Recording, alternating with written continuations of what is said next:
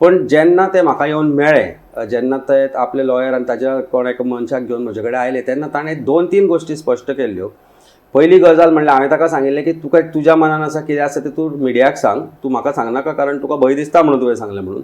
दुसरी गजाल ताणें सांगलें की जे इन्व्हेस्टिगेशन करता, जो SP क्रायम आसा, जो DYSP क्रायम आसा, जाची नांवां ताणें घेतलीं आपल्या तोंडांतल्यान, ताणें सांगलें की ते आपल्याक प्रत्येक एक पर्टिक्युलर डायरेक्शनान स्टेटमेंट कर सांगता म्हणून. नाव इन्व्हेस्टिगेशन जेन्ना आसता, यू कांट बी अ जज in your own cause. This is a basic principle of natural justice. जेन्ना अशा प्रकारचे आरोप पुजा करता, ज्या SP क्रायमाचेर किंवा ज्या DYSPचेर जाणें ताणें आरोप केले, ते आरोप करता आसतना ते इन्व्हेस्टिगेशन फर्दर सरकार तांचेच कडेन कशें दवरपाक शकता, हो पयलो प्रश्न आसा. कारण they are going to be bias, हें ताणेंच म्हणलां. आनी अशें आसतना पयली जबाबदारी सरकाराची आशिल्ली की हे इन्व्हेस्टिगेशन काडून इंडिपेंडंट एजन्सी कडेन दिवचें, प्रॉबेबली CBIक दिवचें, किंवा आमी जशें सांगलें की ज्युडिशियल कमिशन अपॉयंट करचें, रिटायर्ड हायकोर्ट जज घेवचे 2 जाण, आनी तांच्या अंडर हे कमिशन ऑफ इन्क्वायरी दिवचें.